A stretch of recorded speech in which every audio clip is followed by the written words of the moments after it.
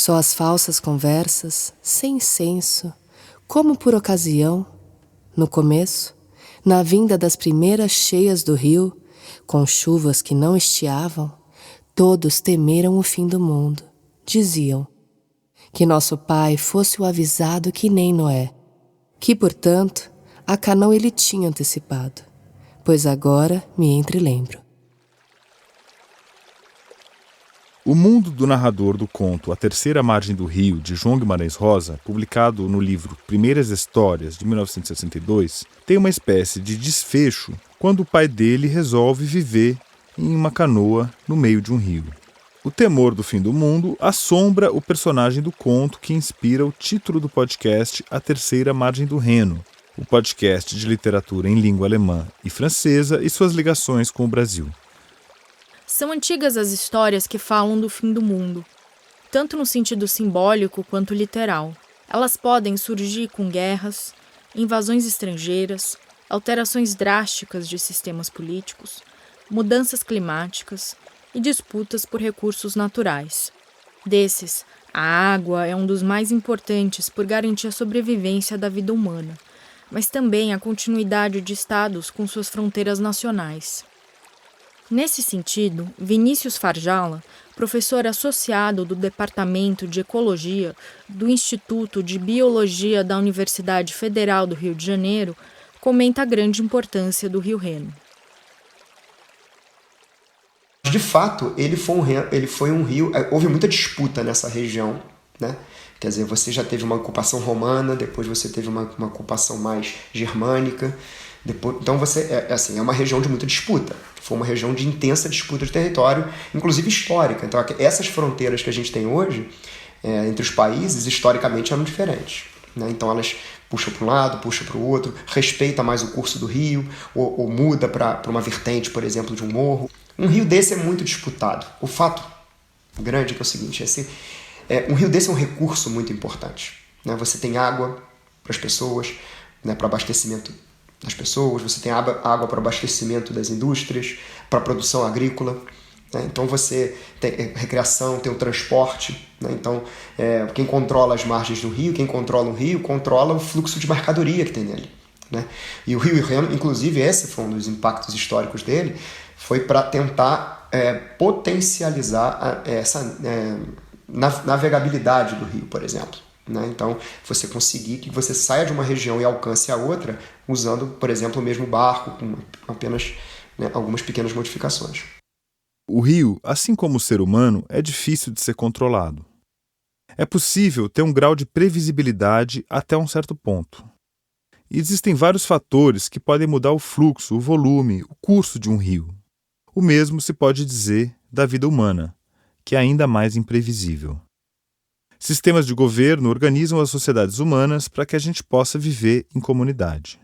Os Estados nacionais são exemplos desse tipo de governo, e eles podem adotar várias facetas, podem ser democráticos ou autoritários, totalitários.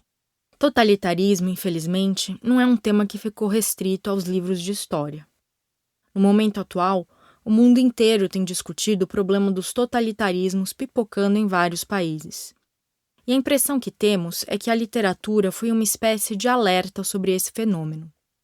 Grandes distopias escritas no século passado, como 1984, de George Orwell, voltaram à lista dos mais vendidos. Neste episódio, vamos percorrer os mundos distópicos criados por Inácio de Loyola Brandão com o clássico brasileiro Não Verás País Nenhum. Também vamos conhecer a sociedade asséptica totalitária criada pela alemã Julie Zeh em Corpus Delicti, um processo, e dar uma volta pelo mundo intergaláctico e ultracontrolado do quadrinho de ficção científica Shangri-La, do francês Mathieu Bablé. A gente também vai ver como é que a escritora Herta Miller transformou a experiência totalitária em literatura. E vamos seguir os passos da filósofa alemã Hannah Arendt, que foi quem descreveu o conceito que é tema desse episódio no importante ensaio Origens do Totalitarismo. Na outra margem do Reno, a pensadora francesa Simone Weil, que foi vítima do totalitarismo nazista, aponta caminhos possíveis para atingir a liberdade. Então, vamos embarcar com a gente nessa viagem que tem sotaque francês, inflexões em alemão e sonoridade brasileira. Juntos, a gente vai partir da terceira margem do Reno rumo ao horizonte sem fim da literatura.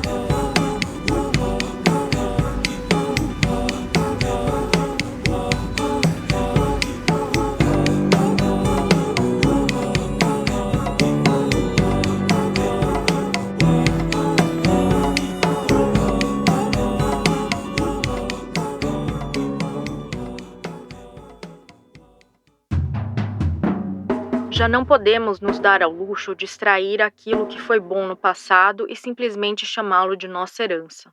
Deixar de lado o mal e simplesmente considerar um peso morto, que o tempo por si só relegara ao esquecimento.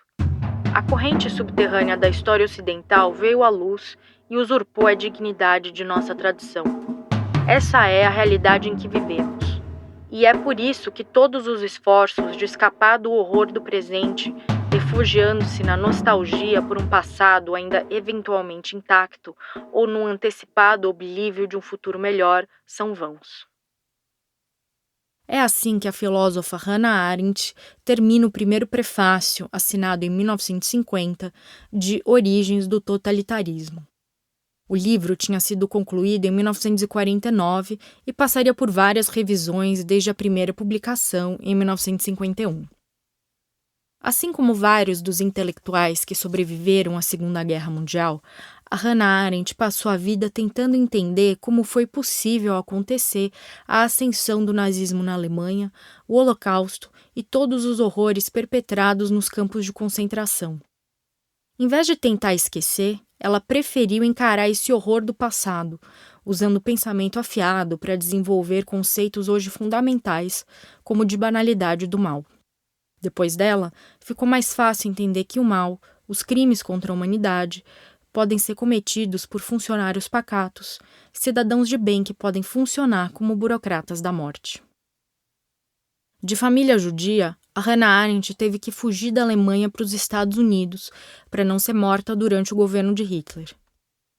Sob o impacto dessa experiência de exílio e de tudo que foi se descobrindo depois do fim da guerra, a Hannah Arendt foi escrevendo livros muito importantes, polêmicos e também influentes. Um desses livros é Origens do Totalitarismo. O livro é dividido em 3 partes, que têm como título os elementos que levam a uma ordem totalitária: antissemitismo, imperialismo e, por fim, totalitarismo. Para Hannah Arendt, um regime totalitário é diferente dos modelos já conhecidos até então, como o despotismo, as ditaduras e as tiranias. O governo totalitário, segundo ela, tem características próprias e mostrou suas feições no século XX, com o Estado nazifascista alemão e o Estado soviético stalinista. 2 processos antecedem o totalitarismo, o antissemitismo e o imperialismo. Mas vamos ver como é que a própria Hannah Arendt define o que é totalitarismo. Sempre que galgou o poder, o totalitarismo criou instituições políticas inteiramente novas e destruiu todas as tradições sociais, legais e políticas do país. Independentemente da tradição especificamente nacional ou da fonte espiritual particular da sua ideologia, o governo totalitário sempre transformou as classes em massas, substituiu o sistema partidário por ditaduras unipartidárias, mas por um movimento de massa, transferiu o centro do poder do exército para a polícia e estabeleceu uma política exterior que visava abertamente ao domínio mundial. Os governos totalitários do nosso tempo evoluíram a partir de sistemas unipartidários. Sempre que estes se tornavam realmente totalitários, passavam a operar segundo um sistema de valores tão radicalmente diferente de todos os outros que nenhuma das nossas tradicionais categorias utilitárias, legais, morais, lógicas ou de bom senso, podia mais nos ajudar a aceitar, julgar ou prever o seu curso de ação. O que os estados totalitários têm em comum são o uso do terror e o objetivo da dominação total. Quem explica é a professora Renata Nagamini, que fez parte do Centro de Estudos Hannah Arendt. O livro, né, Origens do Totalitarismo, foi o primeiro grande livro, assim, é o primeiro livro que a Arendt publica. Ele reúne, no entanto, um esforço que, claro, era precedente, né? Então ela vinha se debruçando sobre arquivos e refletindo sobre o antissemitismo, o imperialismo e o totalitarismo que compõem, né, o livro, são as 3 partes que compõem o livro,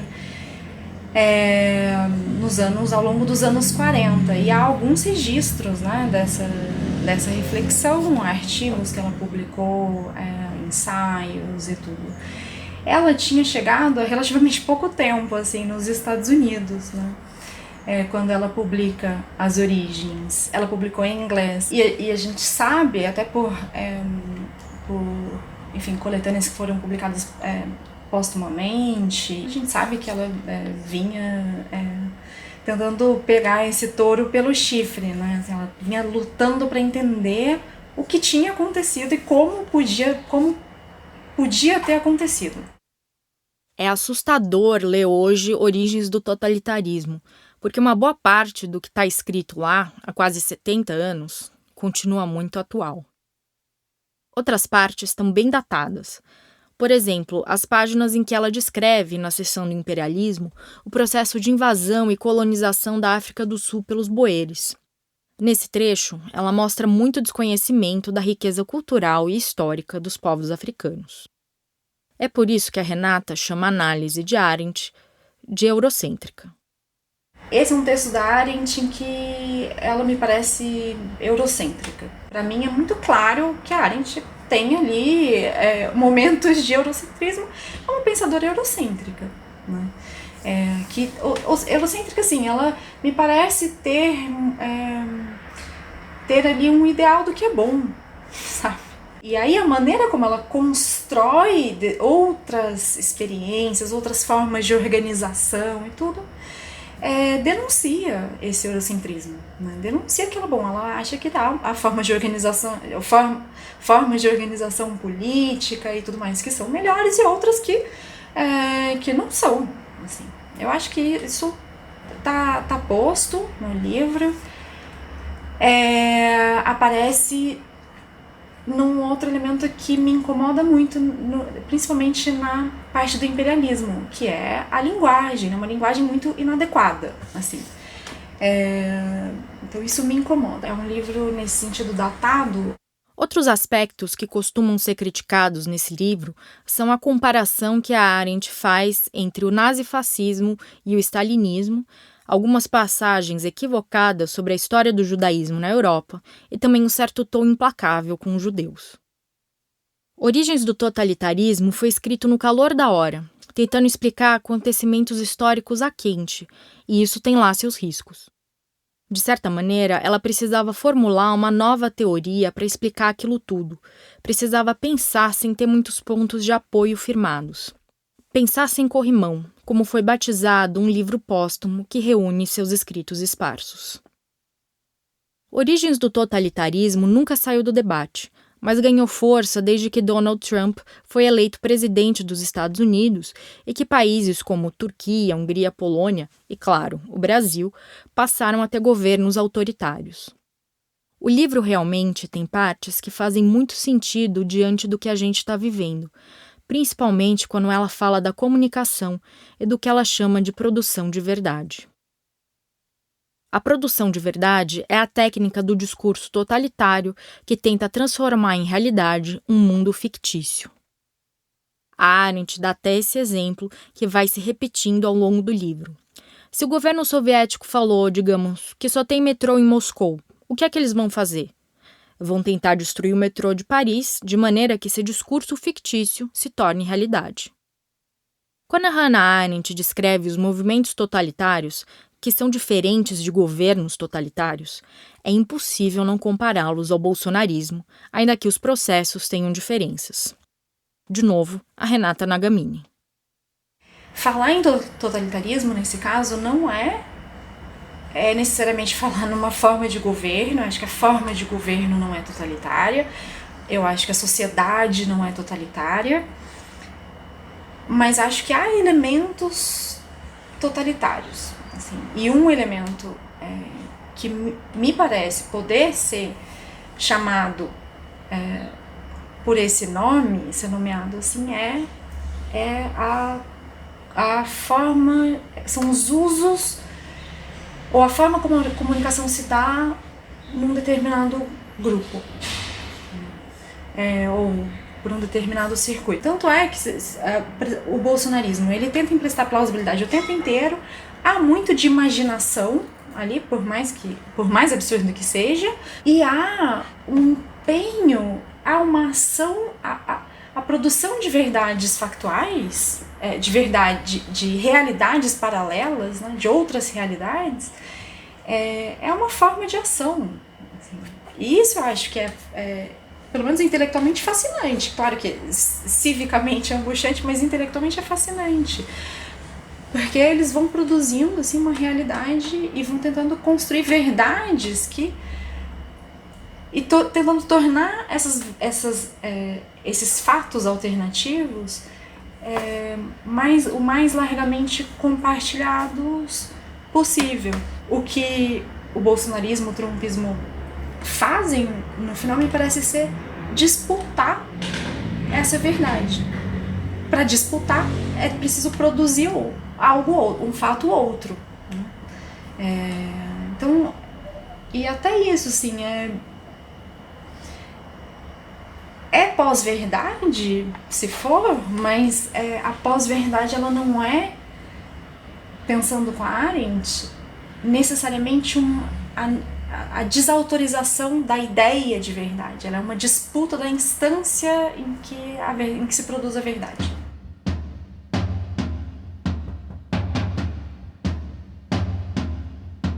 Tudo que tenho levo comigo, ou tudo meu levo comigo. Levei tudo que tinha.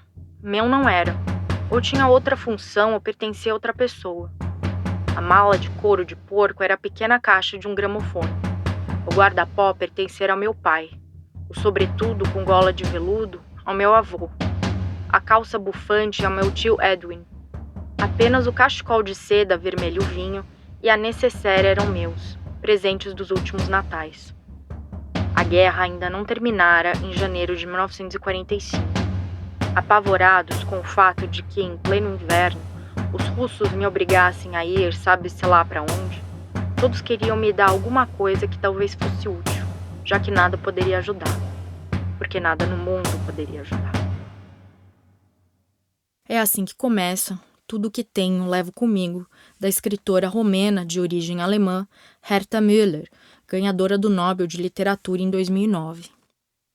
Esse romance trata de Leo Ahlberg, jovem homossexual de 17 anos. No fim da Segunda Guerra Mundial, ele foi levado para um campo de prisioneiro soviético. Lá, junto de uma minoria alemã, o Leo conviveu com a fome, teve que realizar trabalhos forçados, lidou com doenças, com a solidão e com a morte. Depois de 5 anos, o Leo voltou para casa, mas não conseguia deixar o passado para trás. No epílogo, a autora explica o contexto histórico do romance. No verão de 1944, quando o Exército Vermelho já havia avançado bastante na Romênia, o ditador fascista Antonescu foi detido e executado. A Romênia se rendeu e, surpreendentemente, declarou guerra à Alemanha nazista, até então aliada. Em janeiro de 1945, o general soviético Vinogradov exigiu do governo romeno, em nome de Stalin, que todos os alemães residentes na Romênia contribuíssem para a reconstrução da União Soviética, destruída durante a guerra. Todos os homens e mulheres com idade entre 17 e 45 anos foram deportados para realizar trabalhos forçados em campos de trabalho soviéticos. Também minha mãe passou 5 anos num campo de trabalho. Falar em deportação era um tabu na Romênia. Só se podia abordar os campos de trabalhos forçados dentro das famílias e entre pessoas de muita confiança. O medo falava mais alto. O anjo da fome, como descreve o Leo, ainda rondava. Escrito com base no relato de um amigo da Herta Müller, o poeta Oskar Pastior, que viveu essa realidade dos campos soviéticos, o livro era para ter sido redigido a 4 mãos. Só que Pasteur morreu em 2006, antes que o projeto fosse finalizado. Paralisada pela perda do amigo, a Herta Müller demorou 1 ano para retomar o livro.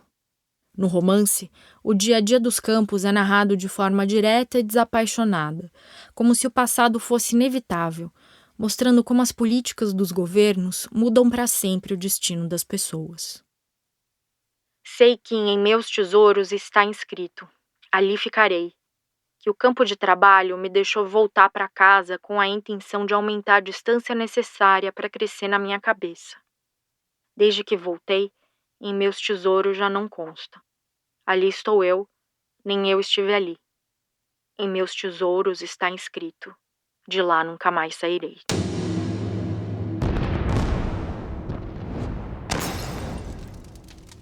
No decorrer dos anos, temos nos adaptado a tudo.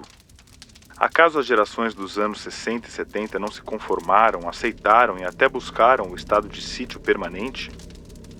Quando penso nessas coisas, não me excluo. Eu também sou povo. E talvez tenha maior responsabilidade. Afinal, sou professor de história. Cheguei a rir das críticas que os cientistas fizeram. Estão loucos, imaginava. Tais coisas nunca vão acontecer. Ou então, a humanidade pode desaparecer. Agora vejo. Talvez que a humanidade não desapareça, mas nosso povo está nos limites.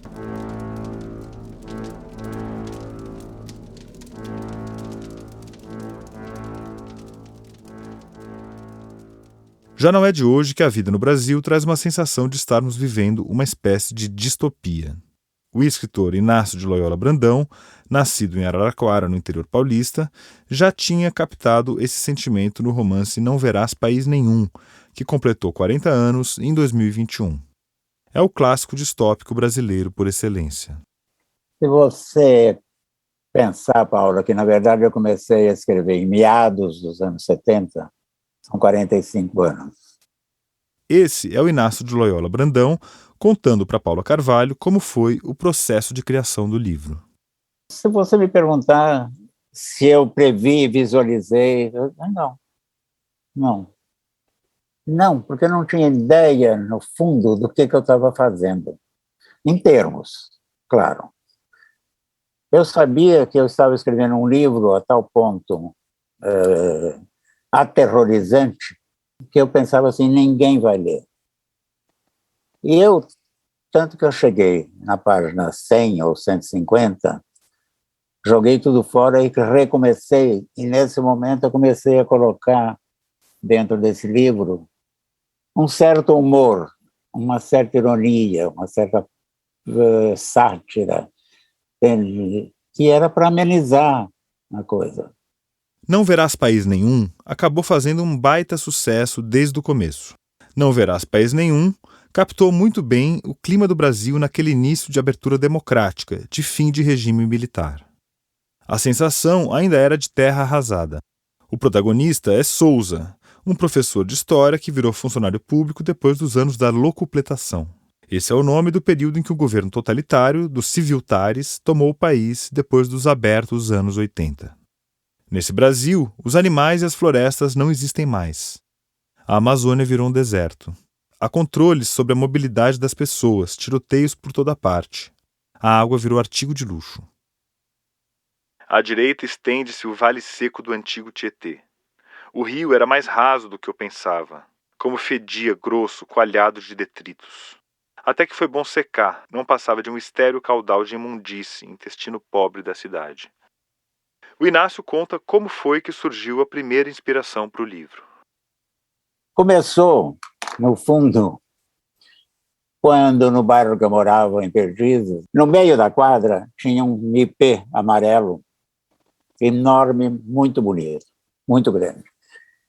E aquele ipê era uma espécie de mascote, a gente adorava aquela árvore. Quando floria, aquela cúpula amarela, dourada, e quando as folhas caíam, o chão era um tapete amarelo, dourado, para empregar um chavão, um clichê. E essa árvore começou a morrer. Começou a secar, até secar totalmente. eu ia sempre para a padaria, tomava minha média, meu açúcar, outras coisas, e conversando, um grupo, todo mundo naquele dia, falava, mas o que houve com o IP, o IP, o IP? O padeiro, o dono da padaria, disse, todo dia quando eu chegava às 4 da manhã, a dona daquela casa em frente, eu lembro até do número 67, estava regando a árvore. E decidimos, então, um grupo ir até a casa dessa mulher. Ela nos atendeu, uma mulher simpática, de 50 e poucos anos, e a gente perguntou sobre a árvore, e ela falou, não, eu envenenei mesmo. Eu falei, mas a senhora matou a árvore. Por quê? Ela falou assim, porque essa maldita árvore sempre sujou minha calçada com essas flores desgraçadas. Nesse momento, alguma coisa bateu em mim. Eu falei, mas flor desgraçada, árvore maldita, tem uma coisa de muita raiva. Casado com Adelaide, uma católica que tem um sobrinho no exército, o Souza passa por uma mudança quando descobre um furo na mão, que aparece do nada. Essa figura apareceu primeiro no conto O Homem do Furo na Mão, que faz parte do livro Cadeiras Proibidas, de 1976. O furo é completamente disruptivo e causa mudanças drásticas nas relações de Souza, inclusive com ele mesmo. Quem tem furo na mão é diferente, e as pessoas diferentes amedrontam. Você nunca sabe o que uma pessoa diferente pode fazer, o que ela significa, o que ela é, etc. Então, aquilo me bateu na cabeça. E eu não explico no livro de onde veio o furo. E nunca ninguém me perguntou. E a única explicação que eu dou é essa. E é muito engraçado isso. No prefácio da edição comemorativa de 40 anos do livro, publicada em 2021 pela Editora Global, a historiadora Eloise Starling conta que a palavra distopia foi criada pelo político e intelectual britânico John Stuart Mill em 1868. Segundo a historiadora, ele chamou de distopia a descrição ficcional de um governo esmagadoramente opressivo projetado no futuro. Pois para mim parece ficção científica. São Paulo fechado, dividido em distritos, permissões para circular, fichas magnetizadas para a água, uma superpolícia como os civiltares, comidas produzidas em laboratórios, a vida metodizada, racionalizada. Tem razão. Vivemos ficção científica porque 20 ou 30 pessoas, numa época que o povo, sempre gozador, chamou de era da grande locupletação, resolveram ter lucro usando poder. Ficção científica ridícula. A Eloise Starling conclui no prefácio. Não é que a sua literatura consiga ver mais, ela ajuda a ver mais intensamente. Dispara o alarme para refletirmos sobre o que está acontecendo hoje. Eu tenho um medo tão grande de que esse presidente se reeleja, você nem imagina, para continuar essa barbárie. E quantas escolas que não puderam estudar porque não tinha um computador, e não tinha método, não tinha nada para coisa. E os invisíveis, e os miseráveis, e os sem teto, e os desempregados, e tudo isso. Eu acho que a gente tomou consciência, eu acho que a pandemia foi muito boa, no sentido de você falou, tem um Brasil aí atrás. E esse Brasil não é distopia, é esse momento. É uma distopia, é realidade também. Antes de escrever o livro, eu estava relendo, eu tinha que fazer uma palestra lá em São José do Rio Pardo, na Semana Euclidiana, e reli Os Sertões. Euclides tem uma frase que ficou para sempre na minha cabeça. A anormalidade se tornara a normalidade. E eu acho que a gente vive a anormalidade e nós não estamos percebendo. Para mim é isso. E a distopia é isso. É você viver na normalidade e está tudo bem.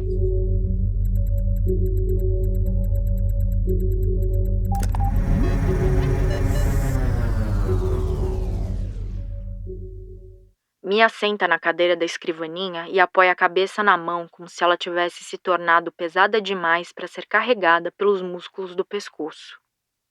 Por alguns momentos, tudo fica em silêncio. Do outro lado do mundo, O rio Amazonas escoa 200 milhões de litros de água por segundo para dentro do Atlântico. É como se fosse possível senti-lo na sala da casa de Mia.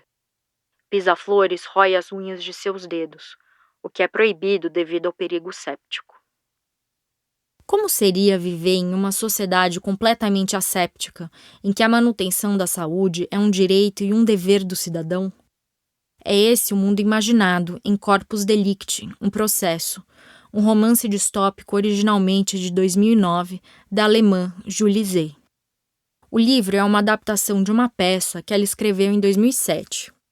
A crítica alemã comparou a grandes nomes da ficção especulativa, como Ray Bradbury e Philip K. Dick. A sociedade é aqui regida pelo método, um sistema apoiado no racionalismo e na ciência, que foi criado depois das grandes guerras do século XX, em meio ao colapso das garantias sociais e ao caos que veio com a dissolução de governos. O controle sobre os corpos vem de um governo totalitário. A protagonista, Mia Hall, uma bióloga competente que trabalha para um laboratório, segue à risca as orientações trazidas pelo método.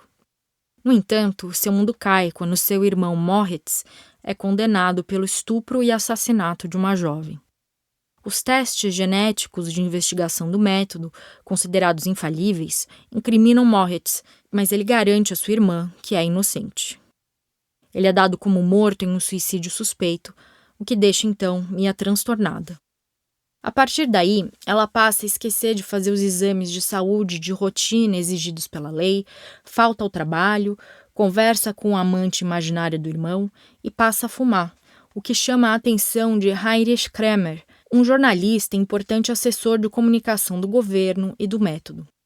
Passam a desconfiar de que ela faça parte do grupo terrorista Direito à Doença, ou DAD, o que ela nega veementemente, pois ela não se sente identificada com a oposição ao método e nem mais com o próprio método.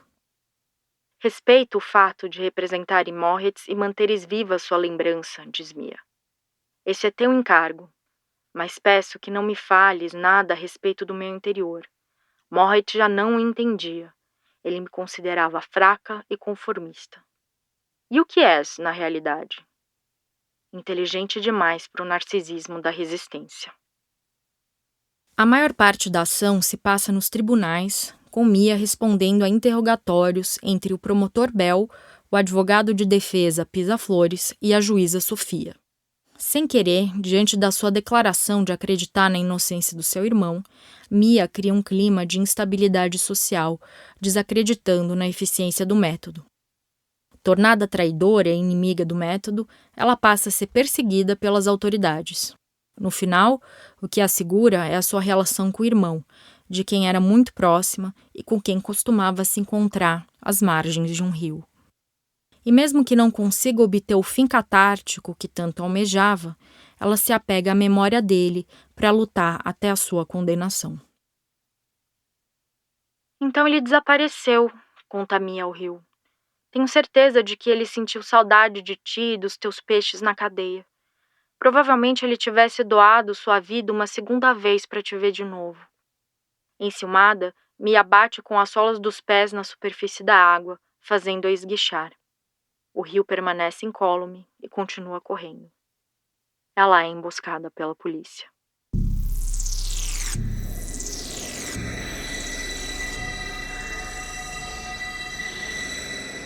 A nossa parada agora é uma estação que orbita em torno do planeta Terra. Depois da grande catástrofe do século XXI, quando a religião foi proibida e a falta de água impediu o resfriamento das centrais nucleares, os seres humanos tiveram que fugir da Terra. Nessa estação espacial, o governo totalitário é encarnado na corporação Tianzhu, que significa Pai Celestial em chinês. A Tianzhu procura acabar com qualquer voz dissidente, especialmente as dos seguidores do líder oposicionista Mr. Sunshine. Shangri-La é uma BD, que é como os franceses chamam as histórias em quadrinhos, as HQs, bande dessinée. E é uma história de ficção científica, que foi lançada pelo francês Mathieu Bablet em 2016. O livro foi indicado para vários prêmios na Europa e foi muito elogiado pela arte, que é de encher os olhos. pena que a gente não consegue mostrar essas imagens aqui, mas eu acho que a gente consegue fazer você imaginar. Shangri-La mostra o domínio total das grandes corporações, que estimulam o consumismo e o vazio existencial. Tudo isso acontece com avanços tecnológicos que põem em cena os animaloides, seres meio humanos, meio animais. Eles foram criados a partir de experimentos genéticos para compensar as frustrações dos humanos que vivem presos na estação espacial. O personagem principal de Shangri-La, chamado Scott, começa como um aliado do sistema totalitário. Funcionário da Tianzhu, ele inspeciona umas misteriosas colônias espaciais que são destruídas por razões desconhecidas. O Scott acha que vive no auge da civilização. Nunca fomos tão livres, ele diz, enquanto compra com 50% de desconto uns porta-copos da Tianzhu, dos quais ele não precisa. O irmão dele, Virgil, é membro da organização Mr. Sunshine e tenta abrir os olhos do Scott para a realidade brutal em que eles vivem. Outro personagem importante é John, um animaloide criado a partir de um cachorro, amigo de Scott, mas que é o saco de pancadas de outros colegas humanos da empresa. Os que não são contra os animaloides buscam a liberdade de outras formas. Uma delas é tentar acabar com o sistema, como mostra esse diálogo entre as personagens Nova e Aisha, que lutam ao lado de Mr. Sunshine. Mas no fundo, o que há de mal nesse sistema? Que direito nós temos de questionar? Porque é uma ditadura branda, que escolha esse sistema oferece? O jeito de se vestir? A sede de consumir? Isso não te incomoda ser só uma variável de compra para Tianzhu? Ser só um produto? A partir do momento em que o bem de todos é ditado por uma minoria, então sim, podemos questionar o sistema que nos foi imposto. Temos até. Não sei o que a mudança pode trazer, só quero ter uma alternativa. Ao descobrirem a verdadeira identidade do Mr. Sunshine, que a gente não vai revelar aqui, é possível prever uma espiral de violência, como diz o verdadeiro Mr. Sunshine. Estamos em uma época de radicalização das ideias. É normal que ocorra também uma radicalização dos atos. Toda essa violência é necessária porque, sem radicalização, não há caminho para a ação do povo. O terror e a violência acabam por tomar conta dos movimentos de resistência, que veem essa forma de ação como a única saída para a busca da liberdade. No entanto, existem outras formas de ir atrás dessa tão sonhada liberdade.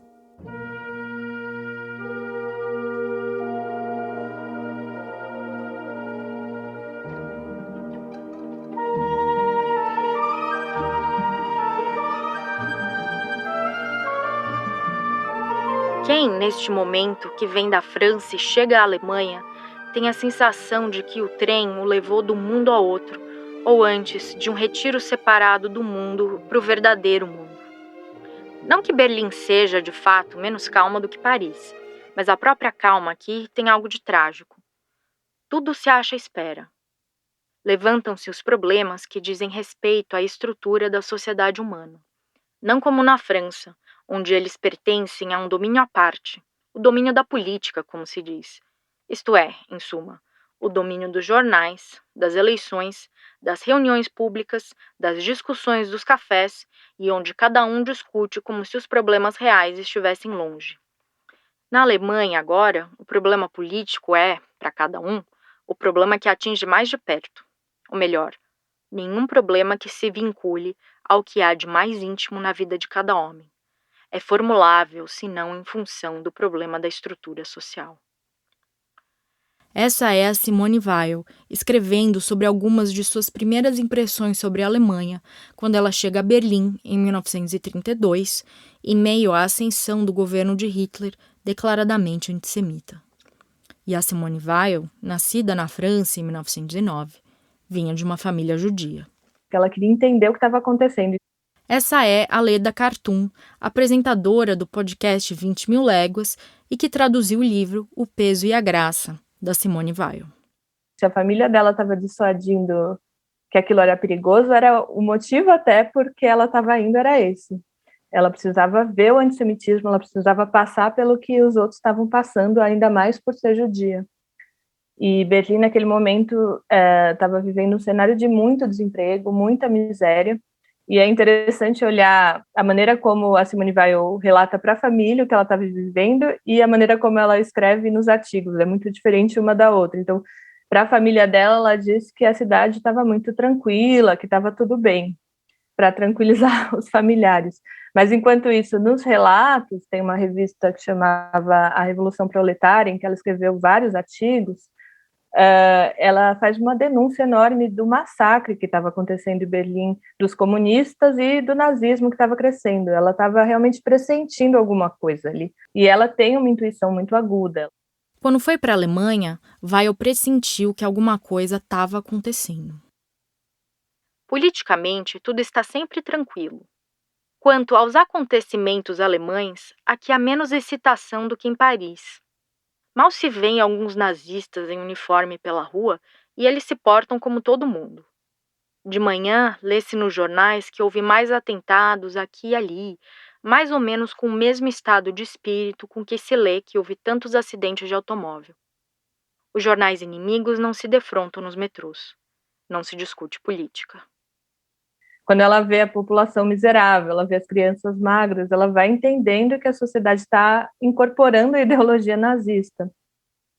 E aí ela não vai escrever nesses artigos tanto teses políticas ou reflexões, mas mais denúncias mesmo, que são artigos de uma urgência enorme, assim, de tentar revelar o que está acontecendo não só na Alemanha, mas na Europa inteira, querendo mostrar para a população, para os intelectuais, para as pessoas que estavam em volta, para os militantes, o que estava se configurando ali, que o Hitler não era um bobo, o Hitler não era um palhaço, como muita gente achava naquele momento, que até se parece bastante com coisas que estão acontecendo agora. O Hitler não era esse bobo, não era esse clown, mas ele era um líder importante, ele significava um massacre organizado, significava a supressão da liberdade, a supressão da cultura. Era isso que ela estava tentando fazer. Ela escreveu vários artigos, eu acho que no total 10 artigos, enquanto ela estava na Alemanha. A Simone Weil tem uma biografia bastante peculiar. Nascida em uma família de classe média, ela teve uma formação bastante erudita, tornando-se professora de filosofia e de grego. Seu envolvimento com o socialismo e a causa operária fez com que ela escolhesse trabalhar numa linha de montagem de fábrica. Mesmo assim, não deixou de criticar Stalin e polemizar com Trotsky. Lutou na Guerra Civil Espanhola e se aprofundou na mística cristã.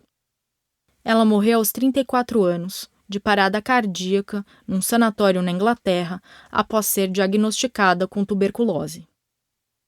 A Leda contou pra gente que quando a Weil era criança, ela era conhecida na escola como Marciana. Eu gosto muito de pensar nesse apelido dela, porque eu acho que é bem isso mesmo. Eu acho que ela é uma grande estrangeira do mundo. E eu acho que isso nos interessa, a visão de uma marciana sobre o mundo em que a gente vive, porque ela, por ser marciana, por ser estrangeira, ela vê coisas que nós, que estamos, de certa forma, acostumados, incorporados, integrados, deixamos de ver. E são coisas que não são tão complicadas assim, tão abstratas assim, mas que justamente por a gente estar habituado, a gente acha estranho, a gente acha complicado. Nossa vida é impossibilidade, absurdo. Cada uma das coisas que queremos é contraditória com as condições ou as consequências que estão ligadas a ela. Cada uma das afirmações que fazemos implica na afirmação contrária. Todos os nossos sentimentos estão misturados aos seus contrários. Isso porque, sendo criaturas, sendo Deus e sendo infinitamente diferente de Deus, somos contradição. A contradição por si mesma é a prova de que não somos tudo. A contradição é nossa miséria, e o sentimento de nossa miséria é o sentimento da realidade. Pois nós não fabricamos nossa miséria, ela é verdadeira. É por isso que devemos estimá-la. Todo o resto é imaginário. A impossibilidade é a porta para o sobrenatural. Tudo o que podemos fazer é bater a essa porta. Quem abre a porta é um outro. Esse foi um trecho lido de O Peso e a Graça, lido pela própria Leda, que traduziu o livro, como a gente já falou aqui. A Weil passou a vida toda lutando contra a opressão social e política. Ela seguia uma ética muito própria, que, segundo Gustave Thibon, amigo dela, que organizou alguns cadernos para o livro O Peso e a Graça, não se tratava de filosofia, mas de vida, como explica a Leda. Ela não pode falar de algo mental. Para ela, é a vida inteira que está implicada nisso, e se não for, não faz sentido nenhum. Se for simplesmente um exercício mental, um exercício de conceitos, não faz sentido. Então, ela nunca vai usar a palavra conceito, por exemplo, porque ela é uma palavra que parece estar separada do corpo. E para ela, tudo está muito implicado no corpo. Então, ela não pode falar dos operários e da miséria sem saber o que é a miséria e sem saber o que são os operários, mas ela vai até o limite disso, ela precisa do extremo. Tem umas histórias curiosas sobre esse lado da Weil que envolvem a Simone de Beauvoir, que ela conheceu na faculdade. Então, a Simone de Beauvoir, o que ela conta é que a Simone Weil chorou quando ela soube que tinha crianças passando fome na China. E a Simone de Beauvoir ficou intimidada com aquilo e falou: não conseguiria ter esse grau de empatia com pessoas que eu não sei quem são. E depois a Simone de Beauvoir ainda conta que elas estavam discutindo sobre qual é o sentido de estar vivo, qual é o sentido da existência, e a Simone Weil falou que era importante alimentar todas as pessoas famintas na Terra. E aí a Simone de Beauvoir falou: não, o importante é a gente encontrar a razão da existência. Esse é o mais importante de tudo. E aí a Simone Weil olhou para ela meio julgando e falou: é fácil falar isso porque você nunca passou fome. Mas a Simone Weil também nunca precisou passar fome, sabe? Mas ela se colocou nesse lugar, ela escolheu passar fome, ela inclusive morreu em greve de fome. Para Simone Weil, a liberdade tinha que ser total. De novo, a lei da Cartoon. Eu acho que a questão da Simone Weil com liberdade é principalmente política e a questão com a graça é principalmente espiritual. Mas as duas coisas, eu acho que elas têm muita equivalência, elas se alimentam uma à outra.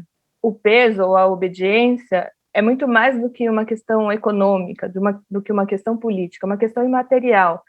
A obediência ou o peso submeteria o corpo inteiro, o ser inteiro da pessoa, mais do que o corpo até.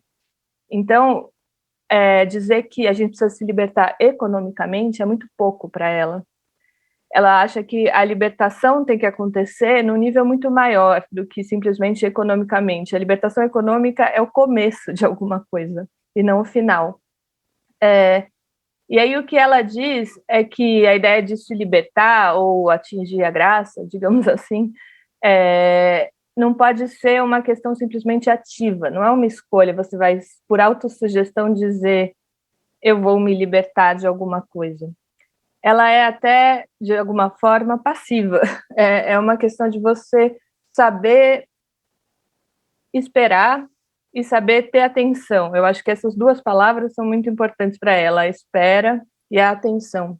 Pois a liberdade, como a felicidade, se define, antes de mais nada, pelo sentimento de possuí-la. Este sentimento não pode ser nem sugerido pela propaganda, nem imposto pela autoridade. O que então podemos aprender com a vida de Simone Weil para estes dias tão sombrios que vivemos?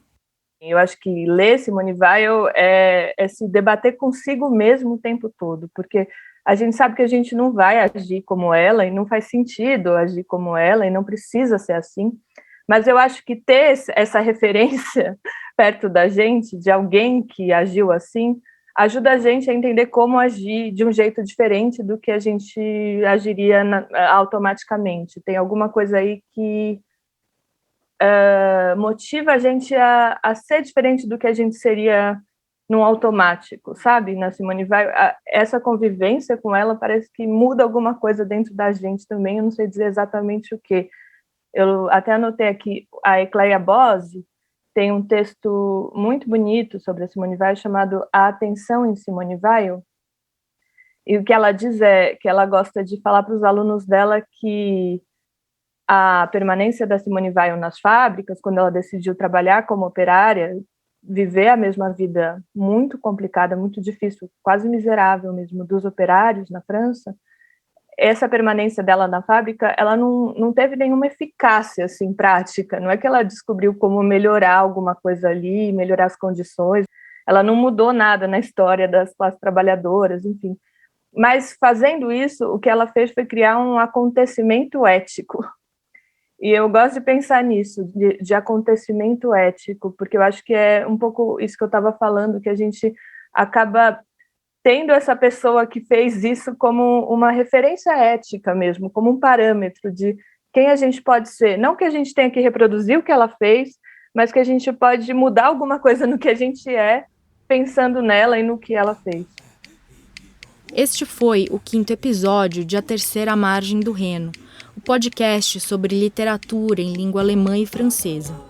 No próximo episódio, que vai ao ar em 2 semanas, vamos abordar como a memória aparece nessas literaturas.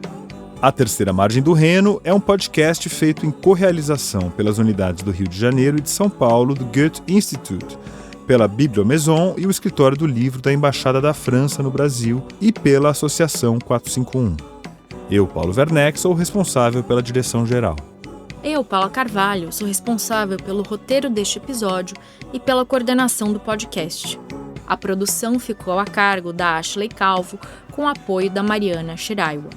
O André Wung fez a edição, a sonorização, a trilha sonora, a finalização e a mixagem desse episódio. A direção de locução é da Thier, que também fez a leitura do trecho do conto A Terceira Margem do Rio. A arte de todos os episódios é feita pelo artista J. Miguel. A distribuição é feita pela Rádio Novelo, com a Juliana Jäger e a Fecris Vasconcelos. E tudo isso foi feito com o apoio imprescindível da redação da 451. As gravações para este episódio foram feitas com o apoio técnico do estúdio Rosa Flamingo. Na ordem foram lidos os seguintes trechos. A Terceira Margem do Rio, de João Guimarães Rosa, que faz parte do livro Primeiras Histórias, que saiu pela editora Global. Origens do Totalitarismo, de Hannah Arendt, publicado pela Companhia de Bolso, com tradução de Roberto Raposo. Não Verás País Nenhum, de Inácio de Loyola Brandão, publicado pela editora Global. Corpus Delicti, um processo, de Julie Zé, editado pela Record e traduzido por Marcelo Baques. Shangri-La, de Mathieu Bablé, publicado pela editora SESI SP, com tradução de Fernando Paz.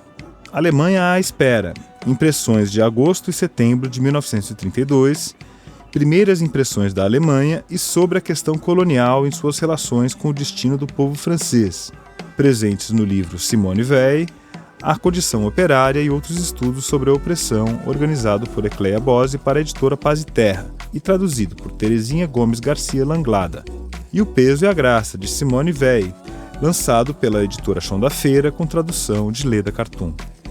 Até o próximo episódio. Au revoir e auf Wiedersehen.